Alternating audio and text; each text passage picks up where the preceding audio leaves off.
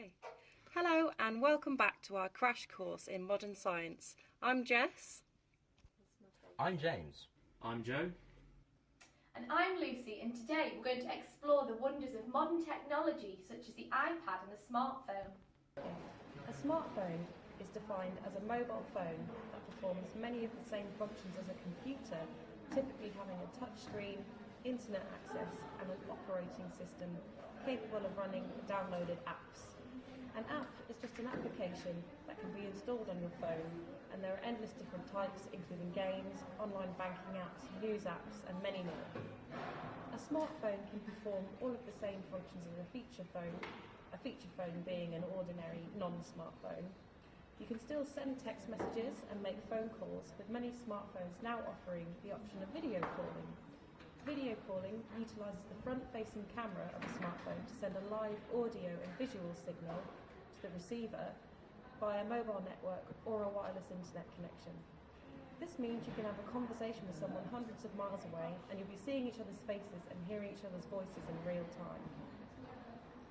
Because a smartphone can connect to the internet, many elderly people find it more convenient to own one of these instead of a traditional home computer.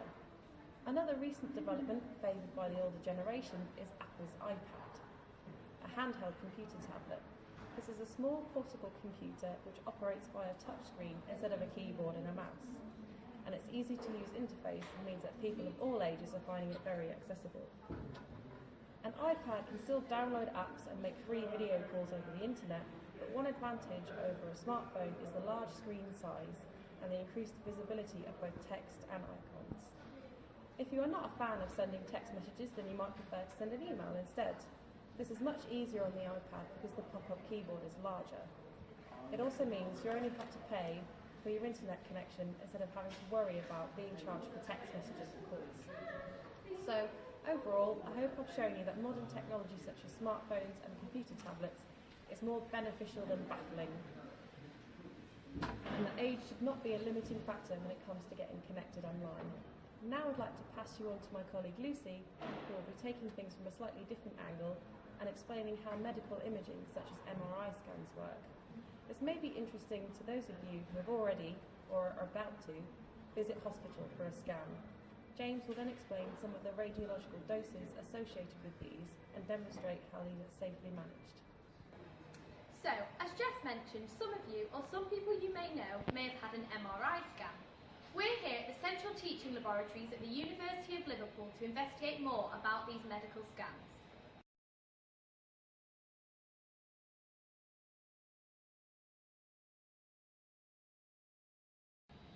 So, what does MRI stand for?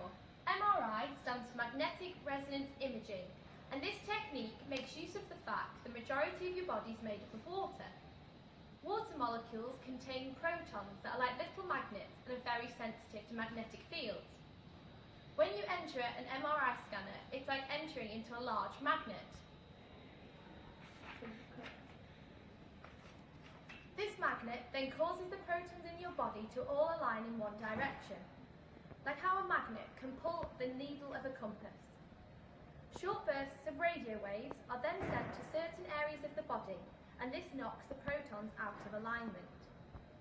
When these radio waves are turned off, the protons will realign again and send out radio signals which are picked up by receivers. Why do we do this? These signals help provide information about the exact location of protons in the body, and can also help to distinguish between different types of tissue. The signals can be combined by a complex computer procedure, and they create a detailed image of the inside of your body.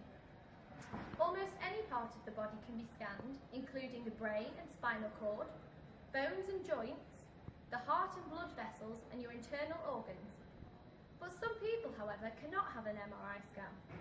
Due to a powerful magnet being used, people cannot enter into an MRI scanner if they have a cardiac pacemaker or cochlear implants.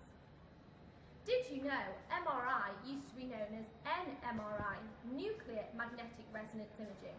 Why was this changed? So, nuclear magnetic resonance imaging. The nuclear in this case actually refers to the nuclear structure of what we're looking at. In order to do this, it uses a very strong magnetic field in order to examine the properties of these materials. So there's actually no dose involved at all. So what might give you a dose? I'm afraid to say it could literally be everything. The electromagnetic spectrum is made up entirely of radiation. Radio waves, microwaves, visible spectrum of light, and what we would normally associate with harmful radiation, X-rays and gamma rays.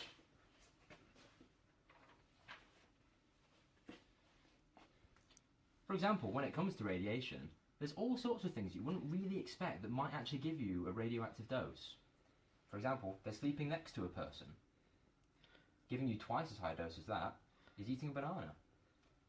100 times greater than that is your daily background dose of radiation. 4 times higher than even that, a plane journey, for example, from London to New York. 10 times that, it's the annual decay of natural potassium in your own body. So what can we do to mitigate these? Well, the 2 main important factors are time and distance. How much time you spend with radiation and how far away you are from it. For example, in the context of medical radiation, a scan is a very short dose of radiation, and in some cases given over a large area of the body so that it affects you much less.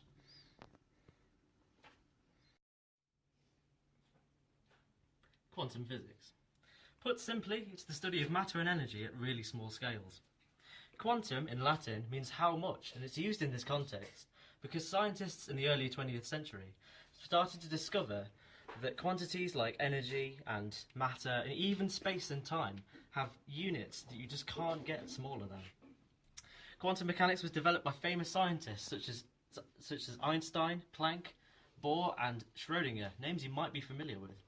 Einstein himself, arguably the most famous one, actually tried to disprove quantum mechanics because of the counterintuitive concepts associated with it. In the realm of quantum mechanics, observing something changes its state, and I can best describe this using the famous thought experiment, Schrödinger's cat. Imagine that this cup is a cat, and we place it inside a box that we cannot see into, and we cannot hear what's going on inside.